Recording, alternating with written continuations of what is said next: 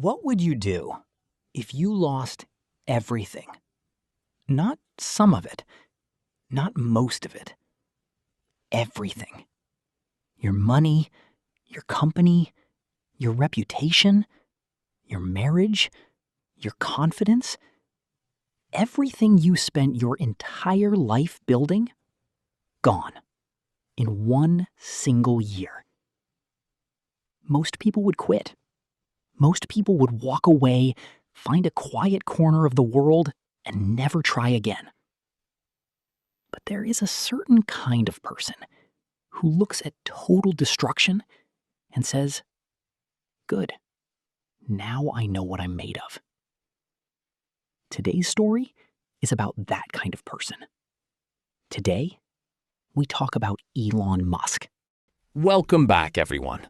And if this is your first time here, welcome to The Leader's Voice. This is the channel where we bring you the real stories of the world's greatest leaders. Unfiltered, unpolished, and deeply honest.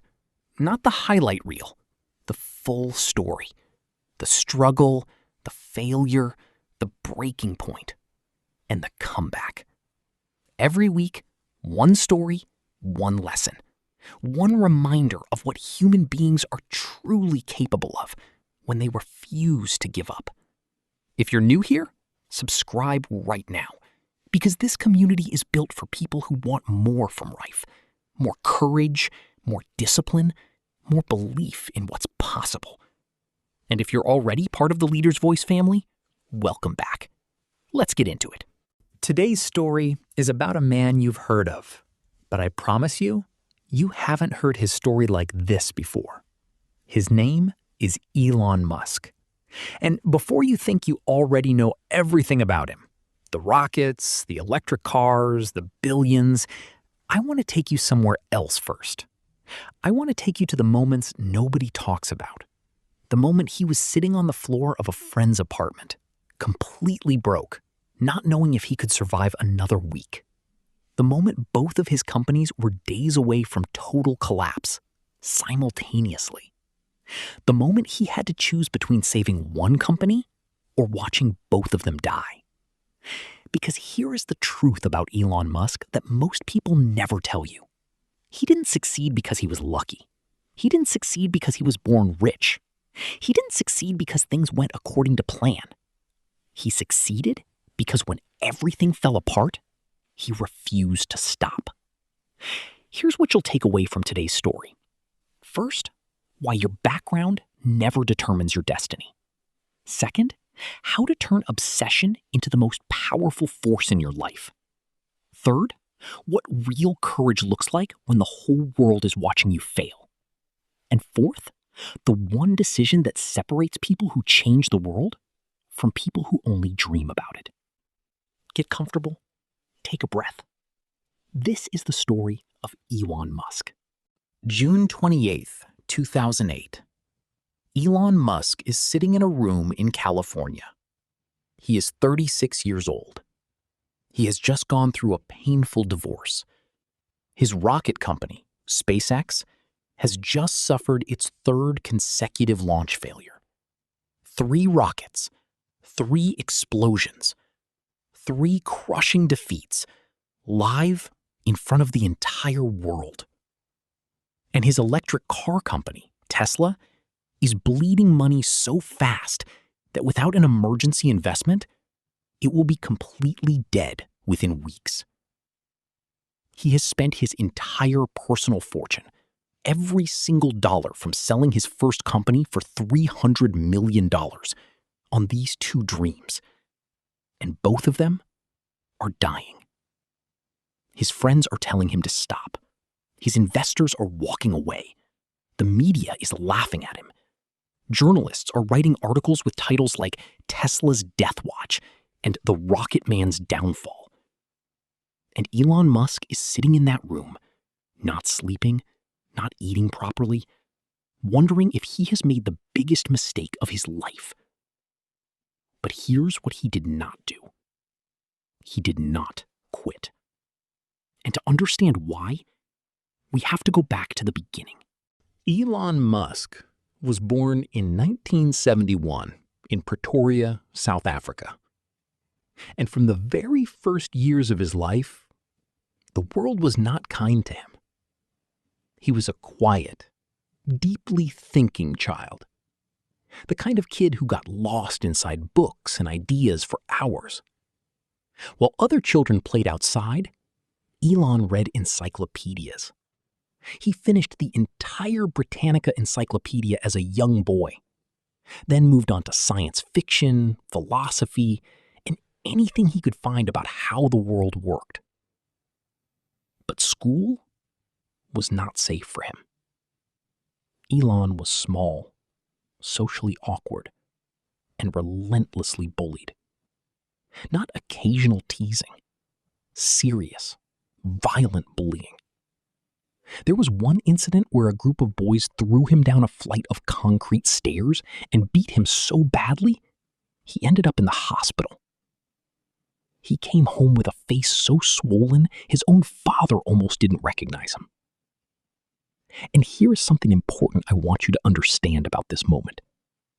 Most people, after that kind of pain, after that kind of humiliation, would shrink, would become smaller, would decide that the world is dangerous, and the safest thing to do is disappear. Elon Musk did the opposite. He went back to his books. He went deeper into his ideas.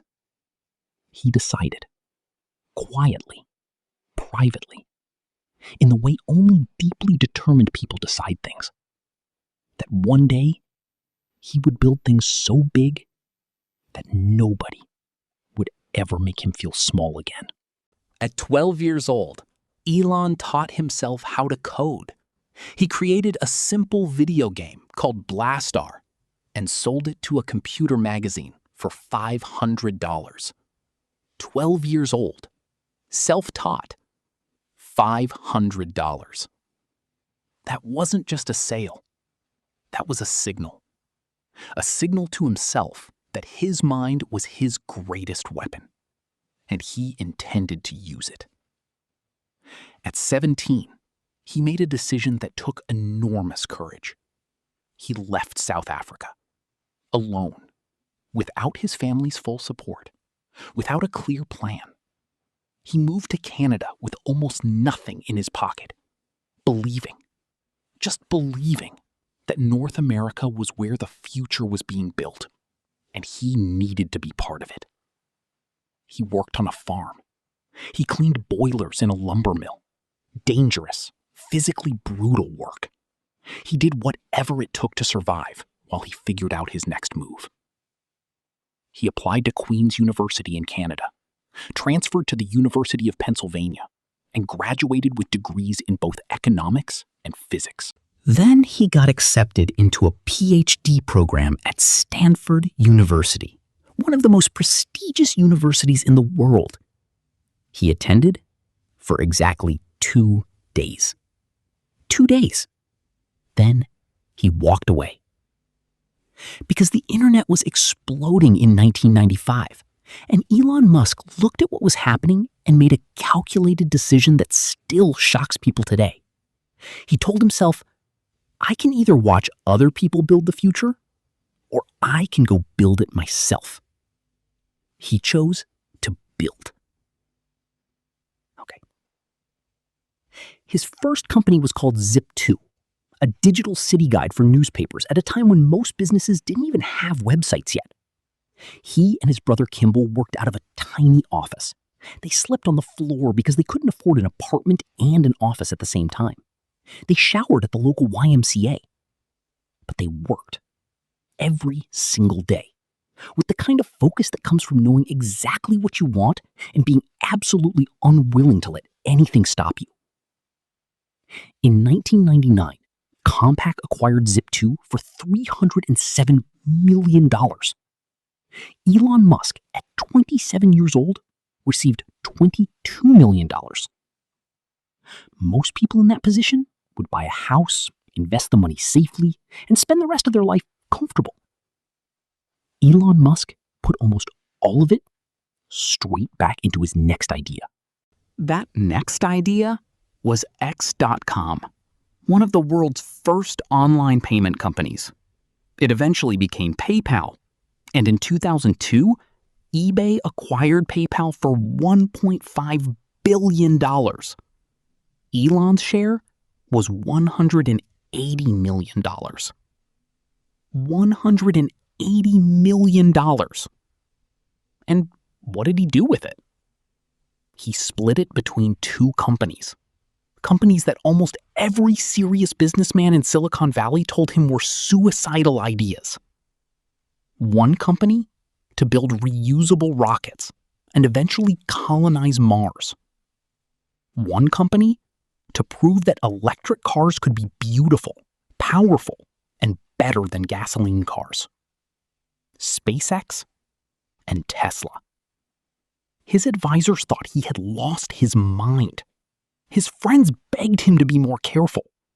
Even his mentor, PayPal co-founder Peter Thiel, had serious doubts. But Elon had done the math. He had studied the physics. He had asked himself one question that changed everything. If these companies don't exist, will someone else build them? His answer was no. And if no one else would build them, then he had to. The early years of SpaceX and Tesla were brutal. At SpaceX, the first rocket, Falcon 1, exploded on the launch pad. They tried again. It exploded again. They tried a third time in August 2008. It exploded again. 3 rockets, 3 explosions, hundreds of millions of dollars, and a team of brilliant engineers wondering if everything they were working toward was simply impossible. Meanwhile, at Tesla, the Roadster, their first car, was plagued with engineering problems, cost overruns, and delays. The company was burning through money at an alarming rate. Investors were losing faith. The media was circling like vultures. And then came that moment, June 2008. Elon Musk is broke, actually broke, borrowing money from friends to pay rent, going through a divorce, running on no sleep, 2 companies on the edge of death, the whole world watching and waiting for him to fail. He sat down and made a decision. He took the last of his personal money and split it between SpaceX and Tesla. Not because he was certain it would work, but because he believed with every part of himself that it had to work, that the world needed it to work, and that he was not the kind of man who walked away.